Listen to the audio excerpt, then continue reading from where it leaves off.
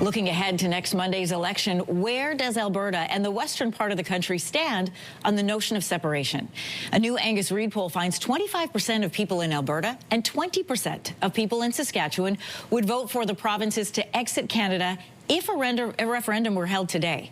Well, the same poll shows that if the Liberals win on Monday, that number jumps to 30% in Alberta and 33% in Saskatchewan. Frustration is high, and we've heard cries of secession before, but what is different this time around? For more on where Western separation movement stands today, we're joined this morning by former Reform Party leader Preston Manning. Welcome to your morning. Okay, thank you. Good to talk to you. You as well. Listen, Mr. Manning, you wrote an op-ed in the Globe and Mail earlier in April where you argued that a vote for the Carney Liberals is a vote for Western secession.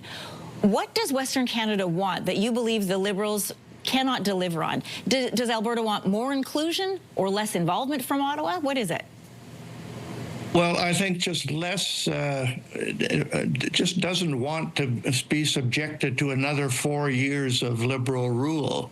What's driving this is 9 years of Liberal misrule as perceived by the Western provinces. This is far broader than Alberta and Saskatchewan, incidentally. It is the same sentiment, not to quite the same degree, exists in parts of Manitoba and British Columbia and the territories. And it's the desire not to have another 4 years of deficits and debt spending, of obstruction and delays to pipeline construction, the treatment of the resource sectors, which are fundamental building blocks of the economy, energy, agriculture, forestry, mining, the fishery, treated as relics of the past or environmental liabilities. This is 9 years of Liberal misrule from the perspective of many Western Canadians, and a desire not to be subjected to that for another 4 years. That's why those numbers spike when you raise the prospect of the Carney Liberals winning an election. But you and I both know this sentiment goes back more than 9 years. I mean, this is decades long. Alberta has lived with the frustrations from Ottawa and the East, as they call it. You know, there's the common complaint in the province that even when you're standing in line to cast your vote, you can hear on the radio that the election's already been called in the East. And Albertans have always been frustrated by it, but put up with it. But then we look back, even in recent history, to the Wexit movement in 2019. And you said this time around that a large number of Westerners simply will not stand for another Liberal government. So what is different this time around? I don't remember the sentiment being this loud or this organized. Well, it's just 9 years of misrule, 9 years. And the concern of the indifference of Central Canadian media, Atlantic Canadian voters, absolute indifference to this sentiment. Nothing changes. It just gets worse. And there's simply a skepticism about Mr. Carney making a 180-degree turn, saying, well, now climate change is not a big fixation. Now they'll build pipelines. Now they'll scrap the carbon tax. That is simply not believed by hundreds of thousands of people, because they see behind Mr. Carney 23 MPs and cabinet ministers who 2 months ago were saying exactly the opposite.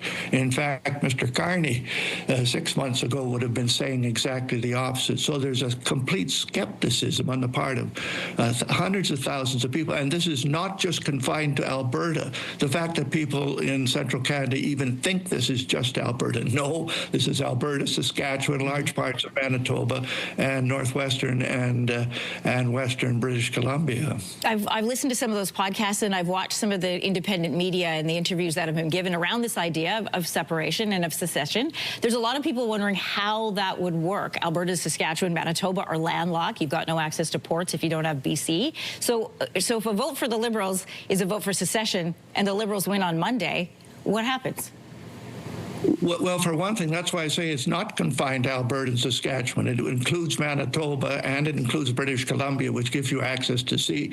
But what I've been suggesting is that this sentiment is out there, and there's got to be some kind of democratic forum for acknowledging it and providing a debate on what are the options. One of the options is to stay within the Federation and trust that a Liberal government will do something different than it's done for the last decade. That is one option. One of the options is to consider secession. The other option is to consider what would the score be if Quebec secedes.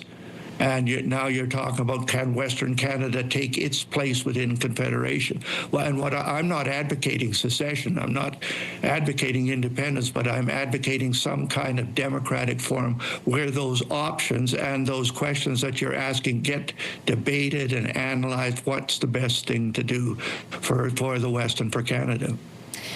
If it's not the Liberals, then, as we've been watching the polls, as you have as well, it would be the Conservatives then were likely to win if it's not the Liberals. But Conservative leader Pierre Poilievre says he disagrees with your op-ed, and he said now's not the time to be talking about separation. Now is the time for unity in Canada, in particular as we are facing President Donald Trump to the south. Are you concerned that inflaming talks of secession could leave Canada weaker and in a weaker negotiating position? No, I don't think so at all. I think Canadians should unite. I'm very strongly on Canadians uniting. But the question is uniting behind whom and for what?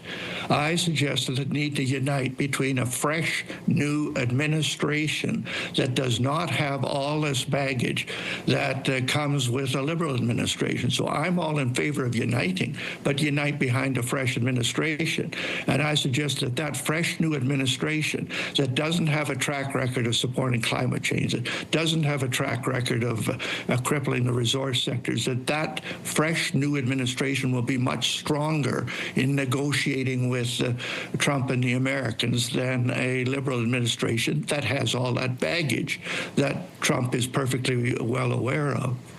If the Liberals win on Monday, is there anything in your view that the party can do to keep the country together and to keep the West happy? Well, no, I think you're going to see a spike of this secession sentiment. And, of course, this isn't just in Quebec. You're going to, or in Western. You're going to have a secession sentiment in Quebec. Polls show that the Parti Québécois will probably win the next election. The first plank in their platform is to have a referendum on secession. And who's going to be the champion for federalism there? An Anglo-Saxon banker who hasn't been in the country for 9 years and can't even speak French? I think the election of a Liberal government is going to produce a unity crisis, both on the Eastern Front and on the Western Front. And the simplest way to stop that is to elect a fresh new administration that can unite the country behind them. Joining us this morning is Preston Manning, former Reform Party leader and author of the op-ed about a vote for the Liberals is a vote for Western secession. Great to have this conversation with you days ahead of the election. We will find out what happens on Monday, sir. Okay, thank you.